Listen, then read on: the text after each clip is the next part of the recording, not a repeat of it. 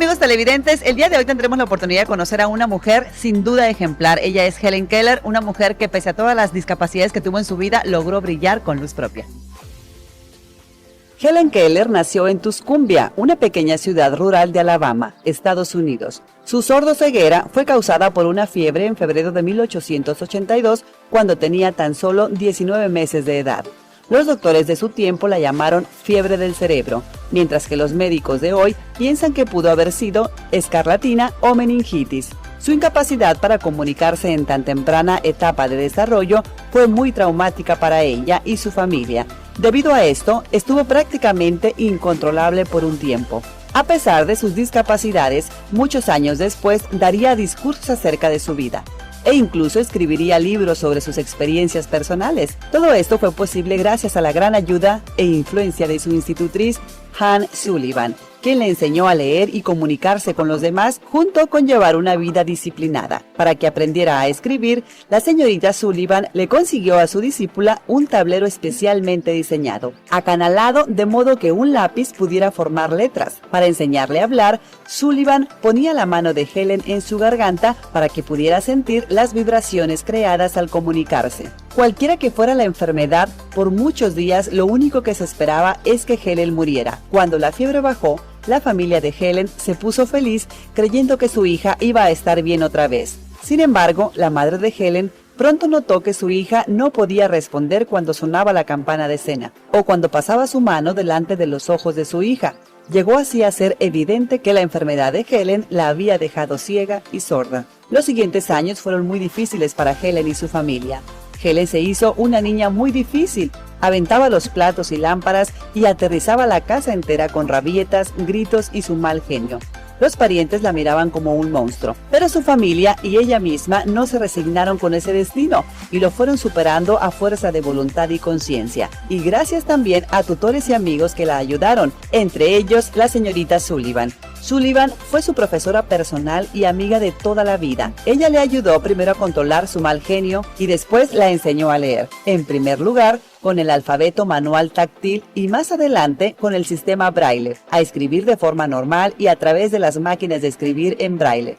Helen fue a la escuela de Cambridge para señoritas desde 1896 y en el otoño de 1900 entró a la Universidad de Radcliffe, siendo así la primer persona sordociega que podía alcanzar el reto de presentarse y transitar en una universidad. La vida en Radcliffe era muy difícil para Helen y Sullivan, y la cantidad enorme de trabajo condujo al deterioro de la visión de Sullivan. Durante su tiempo en la universidad, Helen comenzó a escribir sobre su vida. Escribió la historia en braille y en una máquina de escribir normal. Fue en ese tiempo que Helen y Sullivan resolvieron con Juan Albert Massey que él debía ayudar a corregir el primer libro de Helen, que lleva por nombre La historia de mi vida, que fue publicado en 1903 y aunque al principio no fuese exitoso en ventas, se convirtió más adelante en una obra clásica. El 28 de junio de 1904, Helen se graduó con honores de la Universidad de Radcliffe, siendo la primera persona sordociega en obtener un título universitario. Ese mismo año, en la exposición de San Luis, hablaba por primera vez en público. Helen y Sullivan iniciaron en los años siguientes una gira de charlas y conferencias sobre sus experiencias. Helen contaba su vida y su discurso era interpretado frase a frase por Sullivan, lo que siempre generaba sesiones de preguntas y respuestas acerca de sus historias. A causa de sus viajes, Helen y Sullivan buscaron una nueva forma de vivir a través de sus conferencias y la venta de sus obras literarias. En 1918, la demanda de sus obras había disminuido, pero ellas seguían viajando con más interés, mostrando las historias increíbles de Helen, como la primera vez que entendió el significado de la palabra agua. Ese año, Helen, Sullivan y John, esposo de Sullivan, se trasladaron a Forest Hill en Nueva York. Helen usaba su casa como la sede para obtención de fondos de la Fundación Americana de Ciegos. No solo recaudaba dinero, también hacía campaña para mejorar la calidad de vida y las condiciones de las personas ciegas, quienes eran rechazados y erróneamente educados en asilos. Su insistencia fue uno de los factores importantes para que las condiciones de estos cambiaran. En octubre de 1961, Helen sufrió el primero de una serie de accidentes cerebrovasculares y su vida pública fue disminuyendo. En los últimos años de su vida, se dedicará entonces a cuidar su casa.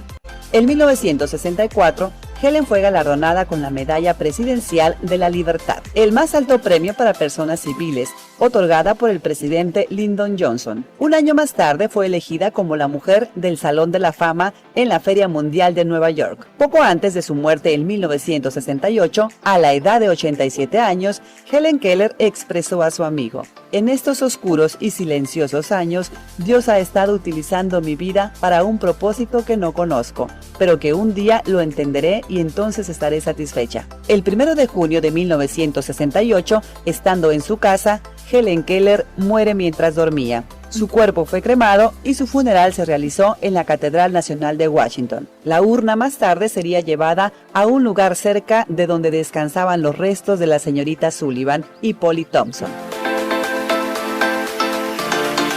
Sin duda una historia de mucha perseverancia, una mujer que nos da un gran ejemplo. En paz descanse Helen Keller, que de verdad dejó mucho legado para todos estos niños. Y nosotros seguimos con más aquí en su programa Ritmo y Salud.